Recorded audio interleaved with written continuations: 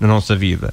E quanto àquilo que o Paulo estava a dizer, relativamente à detecção de doenças ou mesmo de problemas de todo o foro da saúde do ser humano, há animais que têm mesmo essa capacidade de detectar e de muitas vezes de antecipar. Eu lembro-me que há uns tempos atrás vi uma reportagem de um cão que antecipava os ataques de epilepsia que o dono tinha e alertavam-o para esse efeito. Impressionante. E o dono, antes de ter o ataque e antes de perceber que ia ter o ataque, olhava para o cão, já percebia o que é que ia acontecer e tomava as medidas necessárias para que essa situação não sucedesse. E como isso, muitas outras coisas tem-se visto tenho visto ao longo do tempo em vários locais. Animais conseguem pelo faro, nomeadamente cães, conseguem detectar a presença de agentes cancerígenos na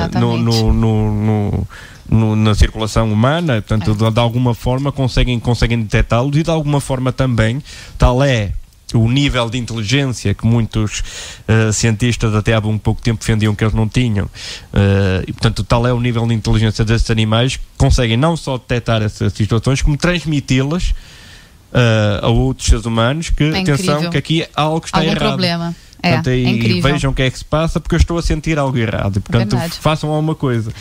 E claro, isto nota-se a todos os níveis e quanto mais as pessoas interagem com os seus animais, mais conseguem perceber a dimensão daquele ser vivo, que aquele ser vivo tem. Não é propriamente um ser que se limita a respirar e a alimentar-se e a ter as necessidades básicas. É muito mais do que isso. E quem convive com eles percebe perfeitamente isso e consegue perceber que há uma dimensão muito mais para além de que aquilo que os nossos olhos veem. Sem dúvida. Eu tenho um exemplo muito concreto da minha casa, que é com o meu Napoleão e com a minha mãe, né, que eu já te falei isso. Ela tem problema... Mãe, eu sei que você está ouvindo. Beijo, mãe. Te amo. Bebê, Napoleão, mamãe tá aqui. Que ele tá ouvindo também em casa. Tem que ser. As orelhas encendidas. Exatamente. Né? E a minha mãe tem problemas de varizes, então quando ela tá com dor, embora que ela comente isso para nós, não é?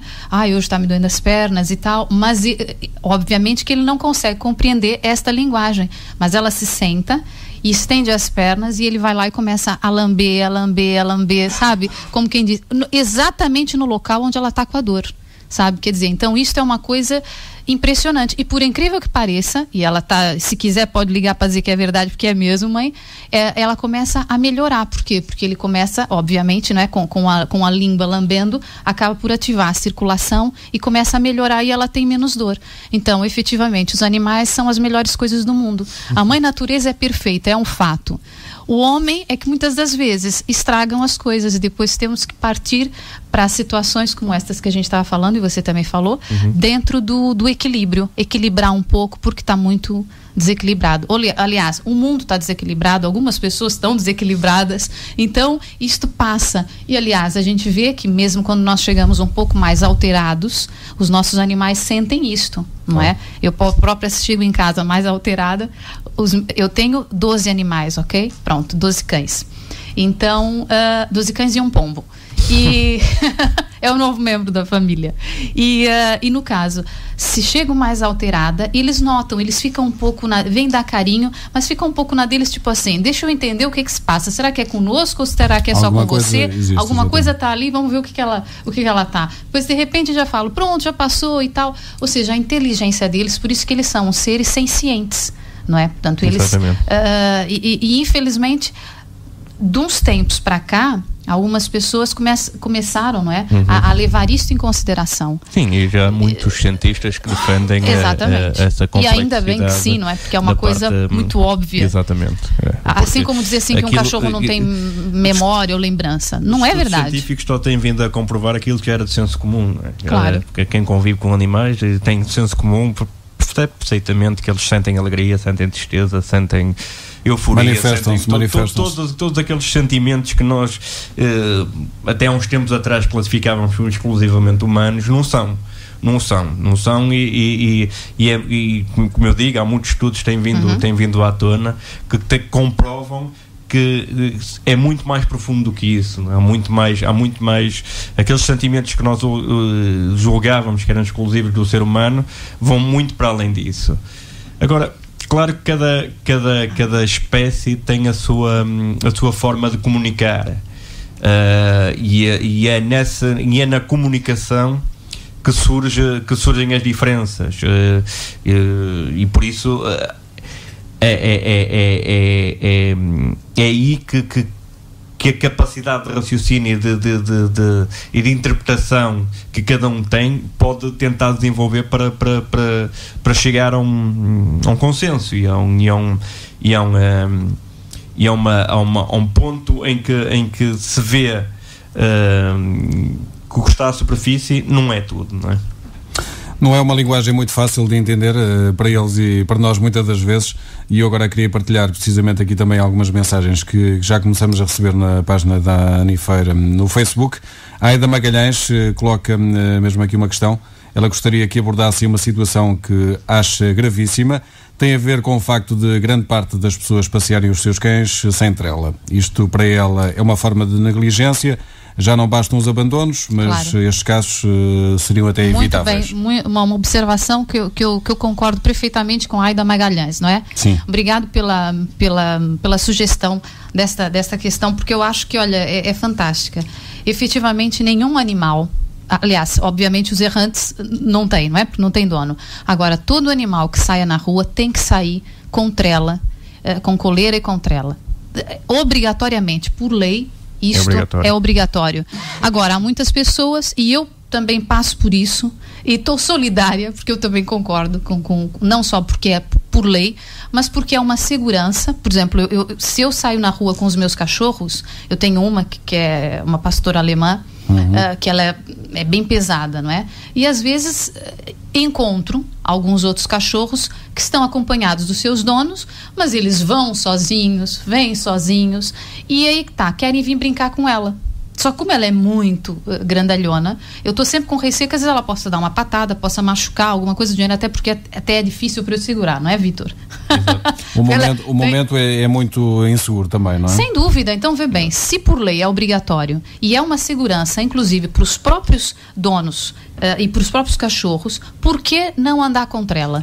É sensibilizar as pessoas para o fazerem. E aí, como o Vitor falou da fiscalização, é que também era muito legal, porque se alguém visse isso, pegar e dizer assim, olha, desculpe, mas você está fazendo errado.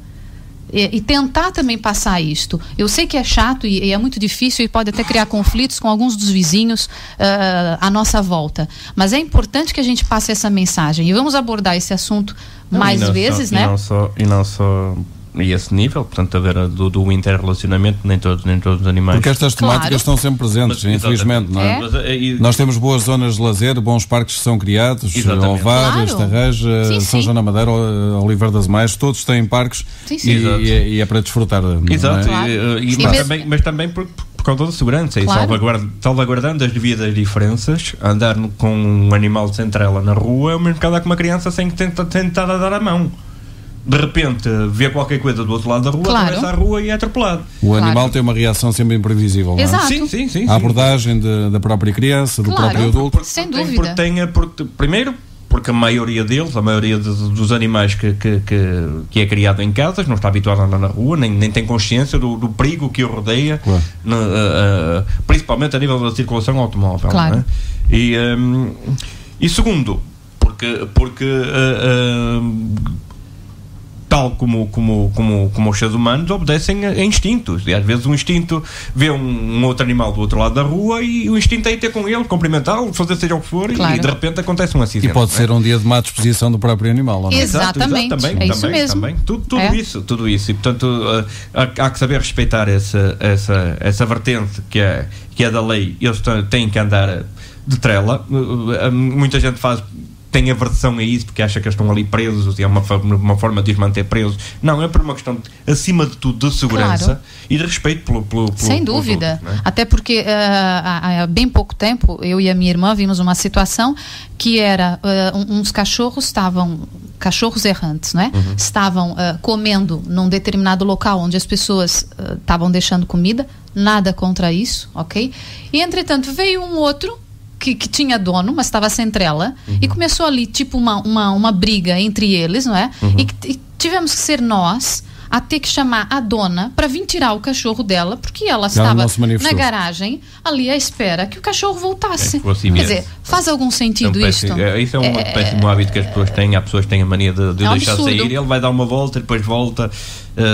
A gente costuma brincar, né? Volta quando volta, não é? Muitas vezes até nem volta, porque acontece qualquer coisa. A tal máxima liberdade, máxima responsabilidade, mas não existe a responsabilidade. Exatamente, aí é que está o que é da questão. E relativamente àquilo que a Ângela estava a dizer, no caso dos cães errantes, e curiosamente isso é um facto já por mim vivenciado, e ao longo destes anos todos tenho presenciado isso.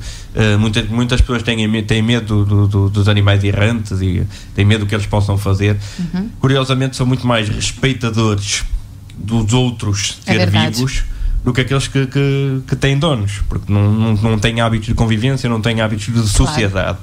Porque os animais também têm esses hábitos de sociedade e esses hábitos de coexistência no mesmo espaço, com respeito e com dignidade.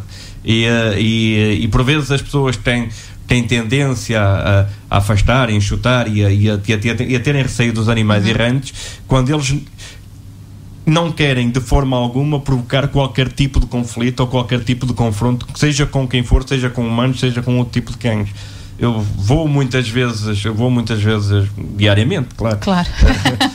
Passear com a minha cadela e tenho mais receio num confronto que possa haver com um animal que tenha dono do que os errantes. Os errantes eu deixo estar à vontade, porque já sei que não vai acontecer rigorosamente nada. Eles já identificam-se com essa realidade do espaço. Já sabem viver em sociedade com os seus pares, enquanto que os animais com dono não sabem, não têm culpa, porque foi aquilo a que foram habituados, não é? Foram uma família de humanos e portanto não sabem as regras de convivência com outros animais. E aí, como você falou bem, é mais fácil entrarem em lutas. Por quê? Porque como eles têm dono, acabam por se sentir mais exatamente, metido, sabe? Eu é que sou o dono da situação e tal, e que pronto. E isto acaba por criar um conflito. Então, nesse caso que eu falei, nós é que tivemos que, quer dizer, porque a dona não estava minimamente interessada. Por acaso correu bem, podia ter corrido mal, não é? Pois. Por isso. Vocês, como